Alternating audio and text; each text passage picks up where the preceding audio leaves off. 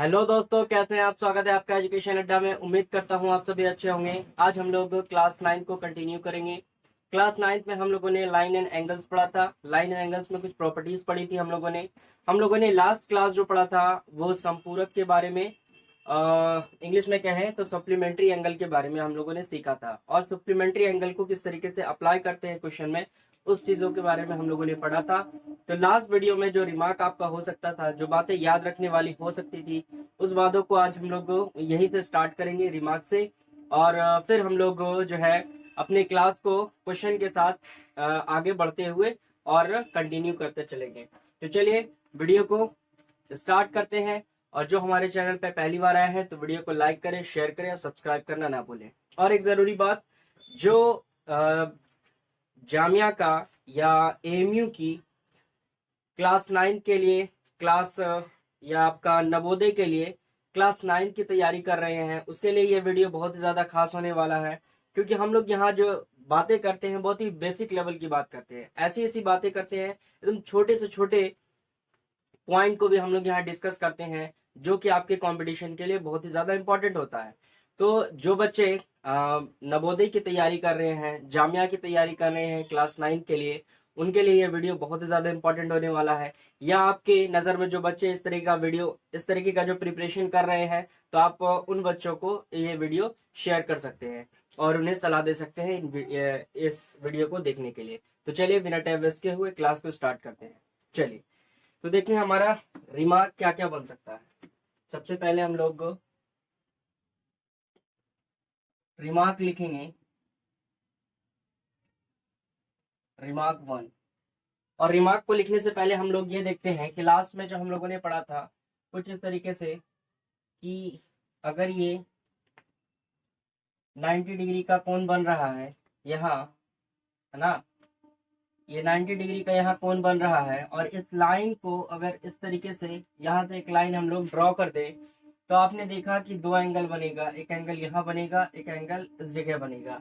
तो हमने कहा था कि जब दो एंगल, यहाँ एक्स एंगल है और ये वाई एंगल है, और दोनों का सम कर दें, और सम करने के बाद दोनों का सम कितना आना चाहिए, 90 डिग्री के इक्वल आना चाहिए। तो हमने कहा था इसे हम लोग पूरक कोण कहते हैं, या हम लोग कॉम्प्लीमेंट्री एंगल कहते हैं। तो इसी पॉइंट को हम लोग किस तरीके से याद रखें, इससे क्या पॉइंट बनेगा आपका, चलिए यही पॉइंट हम लोग लिख लेते हैं रिमार्क में।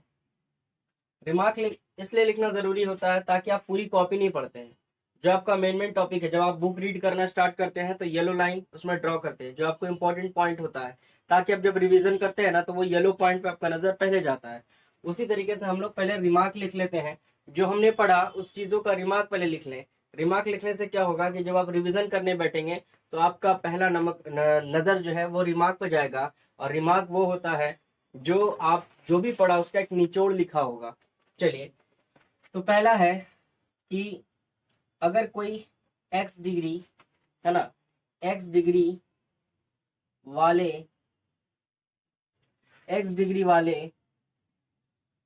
कोण का पूरक कोण क्या होगा। तो s डिग्री, अगर कोई x डिग्री है तो x डिग्री वाले कोण का पूरक कोण क्या होना चाहिए, तो 90 माइनस एक्स होना चाहिए। ठीक है ना।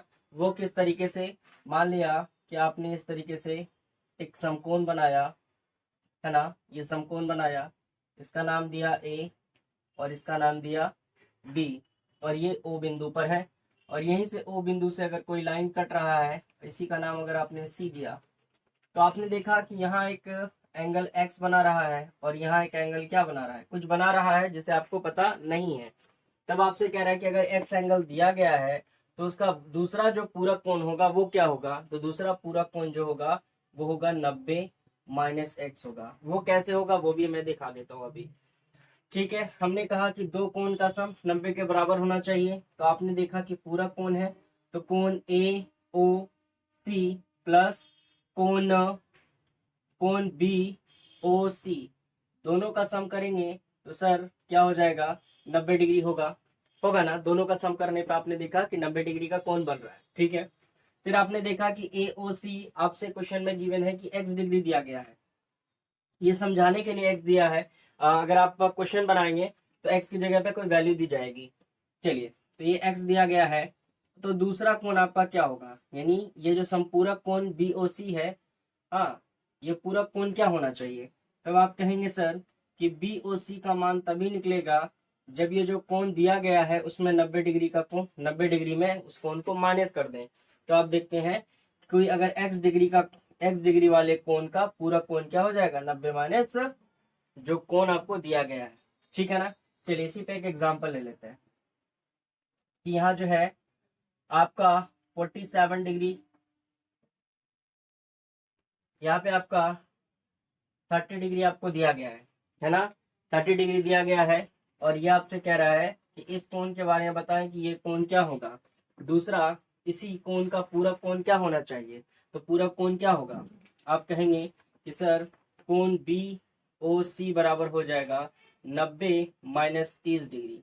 तो 90 माइनस 30 डिग्री क्या हो जाएगा, 60 डिग्री का कोण यहाँ बनाएगा। क्लियर है, समझ रहे हैं। डायरेक्ट आप इस तरीके से आप पॉइंट को रख करके निकाल सकते हैं किसी भी वैल्यू को।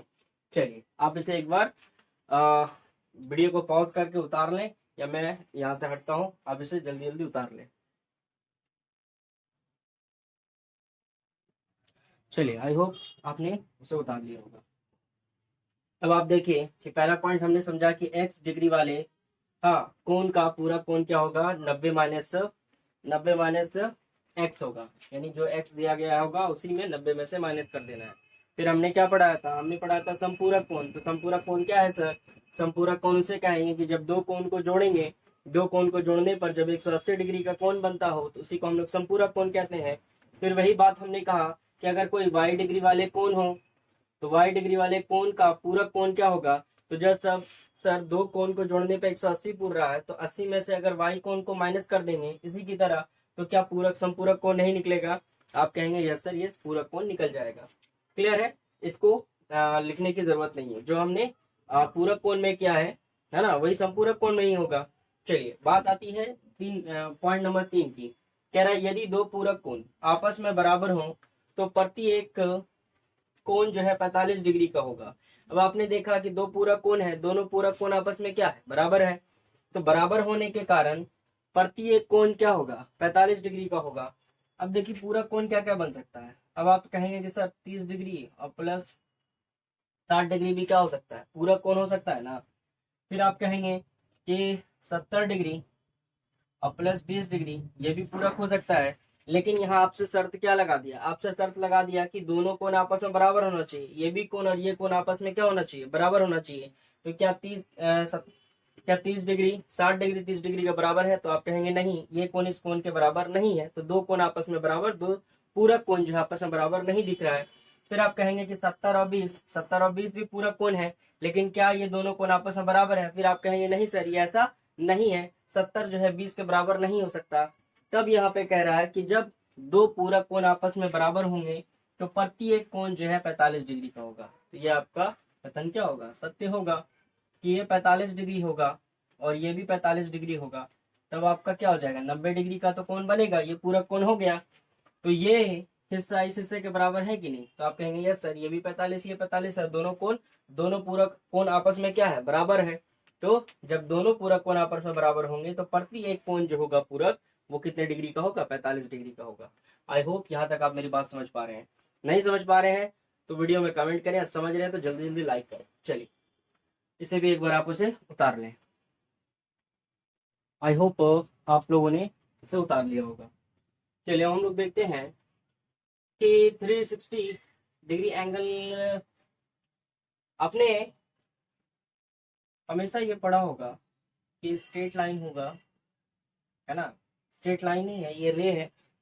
इसी रे को अगर आप लोग क्लॉकवाइज डायरेक्शन में इस तरीके से घुमा दें तो एक घड़ी तैयार हो जाएगा, है ना। तो आपने देखा कि ये जो कंप्लीट एक एंगल बना रहा है, यही जो आपका बनाता है, ये कितने डिग्री का, 360 डिग्री का एंगल। कितने डिग्री का, 360 डिग्री का एंगल बनाएगा। लेकिन ये बात तो सभी को पता होगी, ये कंप्लीट एंगल जो है 360 डिग्री का बनता है। बात ये नहीं है, बात आगे ये समझना है आपको, ये जो 360 डिग्री एंगल है ये 360 हिस्सों में बटा होता है, ठीक है ना। कितने डिग्री में, 360 हिस्सों में बटा होता है। 360 हिस्से का मतलब ये समझिए कि अगर ये 360 हिस्सों में बटा है, इसका मतलब एक हिस्सा जो है इसका कितने डिग्री का होगा, 1 डिग्री का होना चाहिए। तो यही 1 डिग्री जो है ना, ये 1 डिग्री 60 मिनट के बराबर होता है।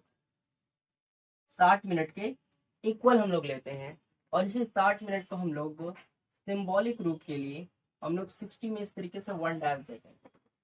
60 के लिए हम लोग क्या देते हैं, 1 डैश देते हैं, ठीक है ना। फिर अगर 1 डिग्री को ये मिनट है सेकंड में दिखाना है, तो 60 में इस तरीके से डबल डैश देंगे, इसका मतलब ये आपको सेकंड इंडिकेट करेगा, ठीक है ना, सेकंड को इंडिकेट करेगा। अगर 60 और ऊपर 1 डैश है, इसका मतलब समझना है कि 1 डिग्री है, और ये कितना है, मिनट है। हाँ, अगर ये 60 डबल डैश है यानी 60 सेकंड है, 60 सेकंड भी 1 डिग्री के आपका क्या होगा, बराबर हो जाएगा। क्लियर है, समझ रहे हैं आप मेरी बात। चलिए, अगर आप यहां तक मेरी बात समझ पा रहे हैं, तो इसी तरीके से अगर आप घड़ी का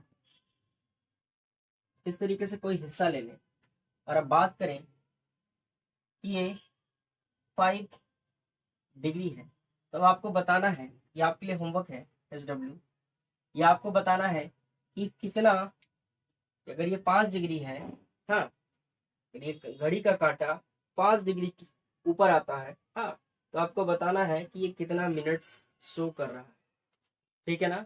चलिए, आपका होमवर्क है, जल्दी से आप इसे उतार लें, उसके बाद हम लोग अपने क्वेश्चन पे आते हैं। चलिए, आई होप इसे भी आप लोगों ने उतार लिया होगा और आपको बहुत ही अच्छी तरीके से समझ में आया होगा।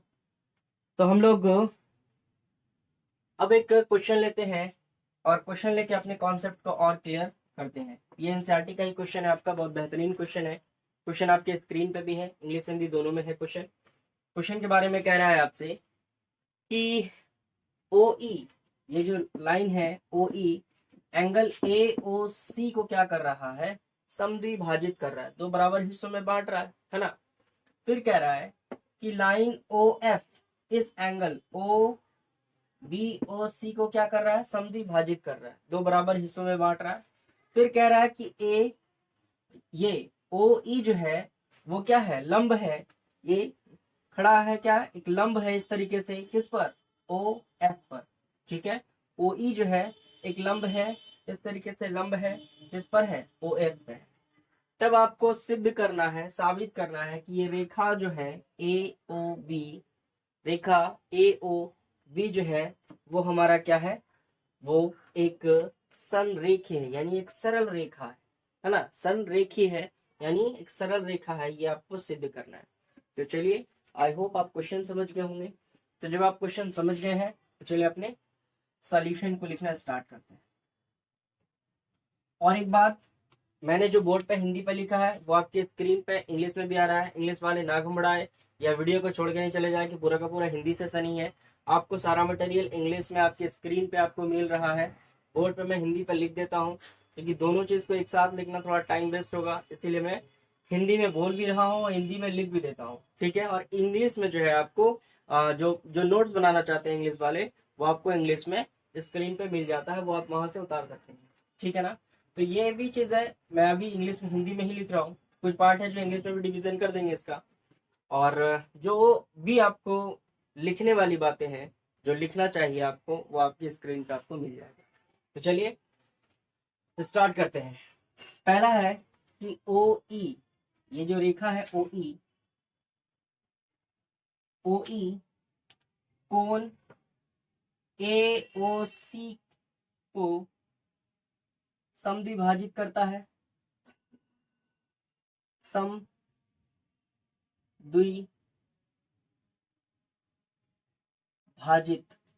ठीक है, दिख रहा है ना, समद्विभाजित। तो इसे क्या करता है, OE AOC को समद्विभाजित करता है। इंग्लिश वाले लिख ले कि line OE bisect angle AOC, line OE bisect angle AOC। Clear है, लिख लिया। चलिए, अगर आप यहां तक मेरी बात समझ गए हैं, कि अगर ये लाइन इस लाइन को क्या कर रहा है, समद्विभाजित कर रहा है, दो बराबर हिस्सों में बांट रहा है, तो क्या सर आप ऐसा लिख सकते हैं कि AOC जो है, ये AOC जो है, ये AOC दो एंगल बनाएगा। कौन सा दो एंगल बनाएगा? ये एंगल बनाएगा EOC, EOC टू टाइम बनाएगा ना। बोलिए क्यों? क्योंकि ये इसे समद्विभाजित कर रहा है, ये हिस्सा है तो ये भी हिस्सा है, क्योंकि दो बराबर हिस्सा बांट रहा है ना, दो इक्वल हिस्सा डिवीजन हो रहा है ना, तो ये हिस्सा इस हिस्से के बराबर होना चाहिए। इसका मतलब है कि ये पूरा लाइन जो है ये टू टाइम बन रहा है, तो हम लोग लिख सकते हैं ना कि एंगल AOC जो है बराबर होगा 2 EOC के। हो सकता है ना? तो आप कहेंगे यस सर, इसे आप लोग क्या कह दें, इक्वेशन 1 कह दें। ठीक है, फिर उसके बाद दूसरा पॉइंट आपसे कह रहा है क्या कि BOC, ये जो कोण को एक लाइन OF क्या कर रहा है, समद्विभाजित कर रहा है, यानी बाइसेक्ट कर रहा है। तो फिर आप लिखें कि OF क्या कर रहा है, एंगल BOC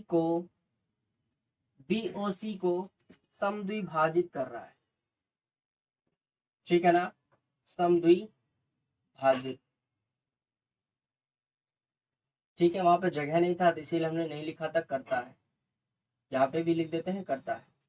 तो OF जो है एंगल BOC को समद्विभाजित करता है, तो यहाँ भी सेम कंडीशन बनेगा कि कोण BOC जो है, ये जो है दो कोण के बराबर होगा, किसके? FOC के। किसके? कोण 2FOC के बराबर दो कोण बनाएगा ना, क्योंकि ये और ये दो बराबर हिस्सों में बांट रहा है ना, इस पूरे कोण को ये लाइन दो बराबर हिस्सों में बांट रहा है, इसका मतलब ये एंगल जो है टू टाइम बनेगा ना। चलिए, इसे हम लोग इक्वेशन 2 कह देते हैं। ठीक है ना, इसे इक्वेशन 2 कहते हैं। और इक्वेशन 1 और इक्वेशन 2 को जो है हम लोग क्या कर लेते हैं, ऐड कर लेते हैं। चलिए यहाँ लिख देते हैं, इक्वेशन 1 और इक्वेशन 2 को ऐड कर लेते हैं। इक्वेशन 1 क्या है, तो angle AOC plus angle BOC बराबर क्या हो जाएगा, ये दो कॉमन हो जाएगा, 2 कॉमन कर लेंगे और हो जाएगा यहाँ angle EOC plus angle FOC। Angle FOC ले लेंगे, ये हो जाएगा एंगल FOC। ठीक है ना, ये कॉमन दोनों में 2 आना था तो 2 हमने क्या कर लिया, कॉमन कर लिया। अब देखिए ये एंगल AOC ये और एंगल BOC ये पूरा एक स्ट्रेट लाइन एंगल बना रहा है ना, 180 डिग्री का बना रहा है कि नहीं। ये एंगल और ये एंगल दोनों आपस, ऐसा करें आप इसे यहाँ तक पहले उतार लें, उसके बाद इसे रब करके फिर मैं आपको समझाता हूँ तो ज़्यादा अच्छे से समझ में आएगा। तो चलिए इसे आप फटाफट उतार लें। चलिए, आई होप ये भी आप लोगों ने उतार लिया होगा। तो हमने देखा क्या, चलिए ये हिस्से को हमने यहाँ पे लिख दिया। हमने देखा कि इक्वेशन 1 इक्वेशन 2 को जोड़ेंगे तो कुछ इस तरीके से आएगा। फिर आप एक चीज यहाँ पे गौर करें कि कोण EOC जुट रहा है किससे, FOC से। तो ये पूरा एंगल बना रहा है 90 डिग्री, है ना, क्योंकि आपको क्वेश्चन में पहले से गिवन है कि ये लाइन जो है इस लाइन पर क्या है, लंब है तो 90 डिग्री का कोण बनाएगा। तो देखिए ये कोण और इस कोण को दोनों को जोड़ेंगे तो EOF बनाएगा ना, इन दोनों कोण को जोड़ेंगे तो ये हो गया आपका, इसको वैसे ही रहने दें, AOC प्लस कोण BOC, तो ये हो जाएगा आपका एंगल EOF होगा ना। और यही EOF कितना बना रहा है, 90 डिग्री का कोण बना रहा है। तो आप कहेंगे EOC प्लस कोण BOC बराबर क्या हो जाएगा, 90। इसके जगह पे हम लोग लिख सकते हैं 90 डिग्री। क्लियर है, समझ रहे हैं आप मेरी बात। अब आप क्या करेंगे, आप देखेंगे कि 90 जो है 2 से गुना होगा तो कितना हो जाएगा, 80 डिग्री का कोण हो जाएगा। जब आप देखें कि ये दो एंगल एक स्ट्रेट लाइन पे बन रहा है और दोनों स्ट्रेट लाइन क्या हो जाएगा, 180 के बराबर हो जाएगा। यही चीज तो साबित करना था आपको कि अगर एक सरल रेखा पे 180 डिग्री का कोण बनेगा तब ये रेखा, ये लाइन क्या हो जाएगा, एक समरेखी हो जाएगा, एक स्ट्रेट लाइन हो जाएगा। तो कोण ए ओ सी प्लस कोण बी ओ सी बराबर क्या हो जाएगा, 180 डिग्री हो जाएगा। तब हम कह सकते हैं कि ए ओ बी एक संरेख है। ठीक है ना, क्लियर है, समझ रहे हैं आप मेरी बात?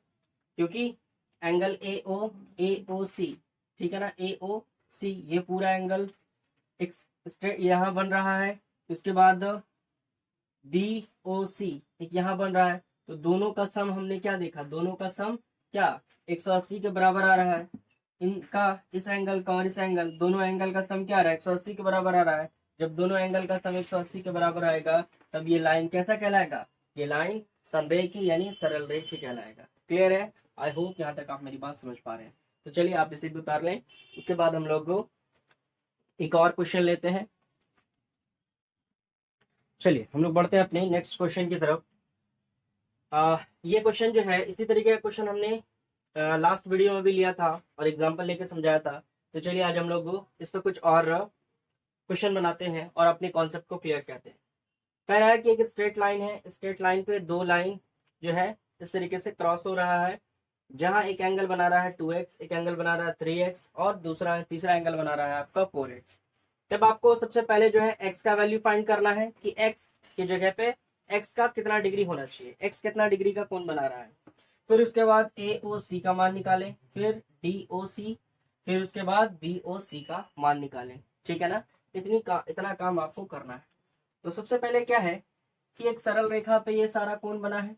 यहाँ आपको सरल रेखी प्रूव करने के लिए नहीं कह रहा है। अगर प्रूव करने नहीं कह रहा है दैट मीन्स ये ऑलरेडी पहले से अंडरस्टूड होना चाहिए इस क्वेश्चन में कि ये सरल रेखीय है और इस सरल रेखीय पे पूरा क्वेश्चन सारा पूरा एंगल बन रहा है।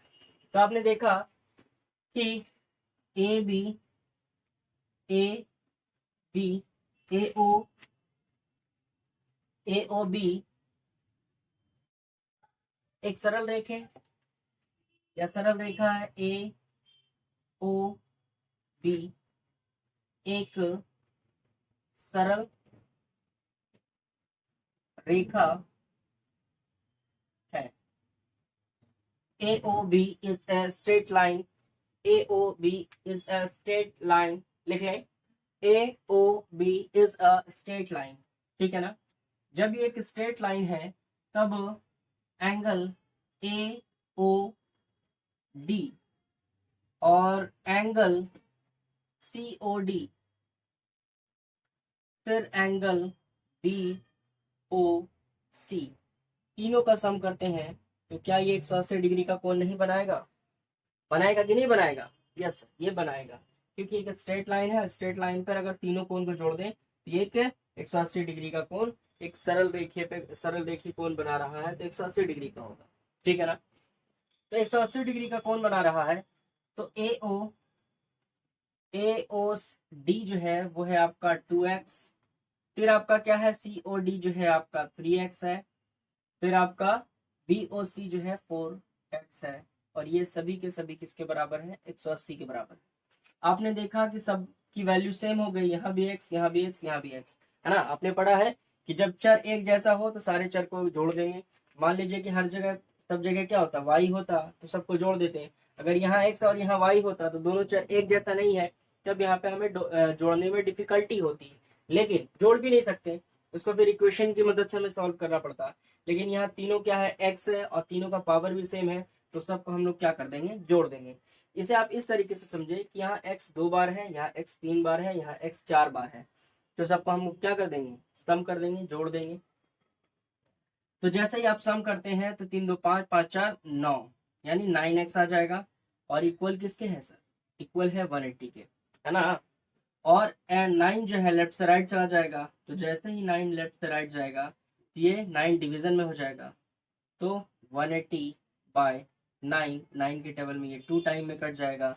दैट मीन्स एक्स की जो वैल्यू आई वो 20 डिग्री है ना। ये 0 बचा तो ये 0 पर आ जाएगा। तो एक्स की वैल्यू क्या आ गई आपकी 20 डिग्री। क्लियर है? आई होप यहाँ तक आप मेरी बात समझे। ठीक है, अगर यहाँ तक आप मेरी बात समझ पाए तो आप यहाँ कुछ देखें कि एंगल ए ओ सी बराबर आपका क्या है सर 2x है ना, है कि नहीं? ए ओ सी क्या है 2x है, तो 2 तो वैसे ही रहेगा और x का हमने वैल्यू भी फाइंड किया। दैट मीन्स x की वैल्यू यानी ये एंगल जो आया ये कितना आया 40 डिग्री। क्लियर है? समझ रहे हैं आप मेरी बात? फिर उसी तरीके से हम लोग एंगल सी ओ डी भी निकाल लेंगे। सर सी ओ डी क्या है? सर सी ओ डी 3x है। तो अभी हमने x का मान निकाला है ना, तो x का मान क्या निकाला हमने? तो x का मान हमने निकाला 20, तो 3 से मल्टीप्लाई करेंगे तो आंसर क्या हो जाएगा आपका 60 डिग्री। यानी यहाँ कितने डिग्री का कोण बनाएगा 60 डिग्री। तो चलिए ये आपका होमवर्क रहा BOC, आपको खुद से निकालना है। ठीक है, और निकाल के बताएं आप कमेंट में कि इसकी वैल्यू कितनी आई। तो चलिए इसे आप जल्दी से उतार लें, फिर हम लोग एक कॉन्सेप्ट है उस कॉन्सेप्ट को समझेंगे, फिर उस कॉन्सेप्ट बेसिस पे हम लोग कुछ क्वेश्चन और लेंगे। चलिए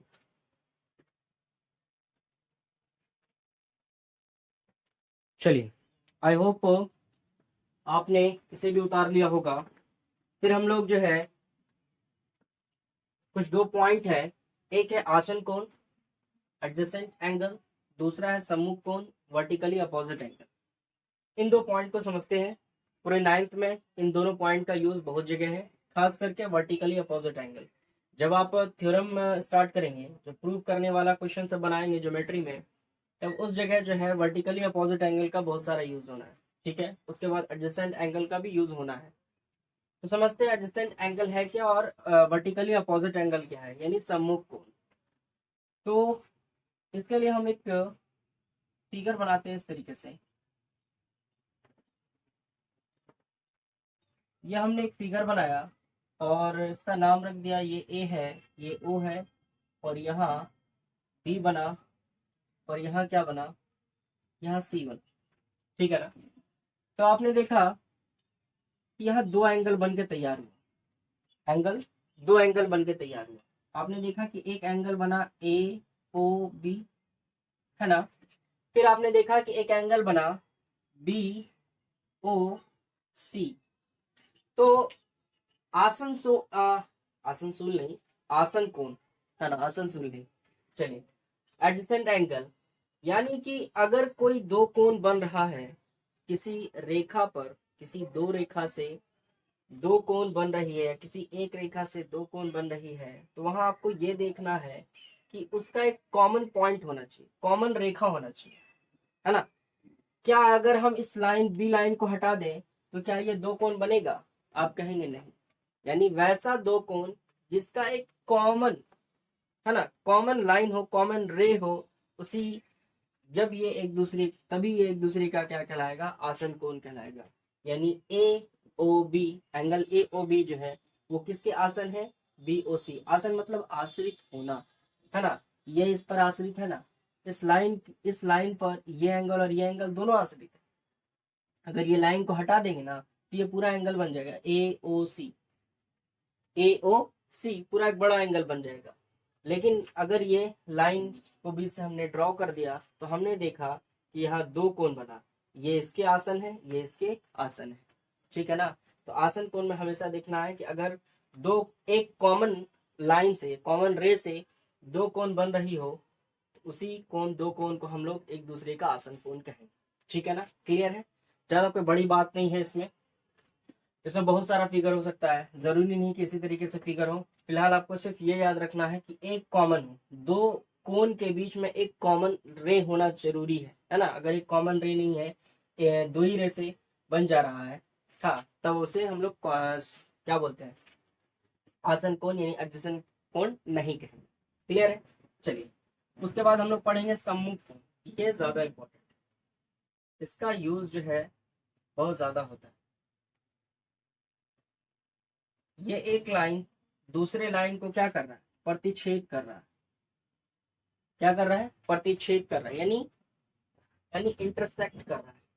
किस पॉइंट पर, किसी भी एक पॉइंट पर। इस पॉइंट को हमने क्या कह दिया, ओ कह दिया। एक लाइन दूसरे लाइन को क्या कर रहा है, प्रतिच्छेद कर रहा है, इंटरसेक्ट कर रहा है, कहाँ, किसी एक बिंदु पर। तब आप देखेंगे कि यहाँ चार कोण बनेगा, एक कोण यहाँ, दो, तीन एंड चार, ठीक है ना, चार कोण बनेगा। तो इसके आमने सामने वाला जो कोण होगा ये आपस में बराबर, आमने सामने वाला जो कोण होगा वो आपस में क्या होगा, बराबर होगा। अगर इस लाइन का नाम रख दें, ये ए हो गया और ये बी हो गया और ये सी और ये डी हो गया, तो यहाँ से जो एंगल बनाएगा, एंगल ए ओ सी बराबर हो जाएगा एंगल बी ओ डी के, ठीक है ना। ये एक दूसरे यानी आमने सामने जो कोण बनेगा वही वर्टिकली अपोजिट एंगल कहलाएगा, है ना।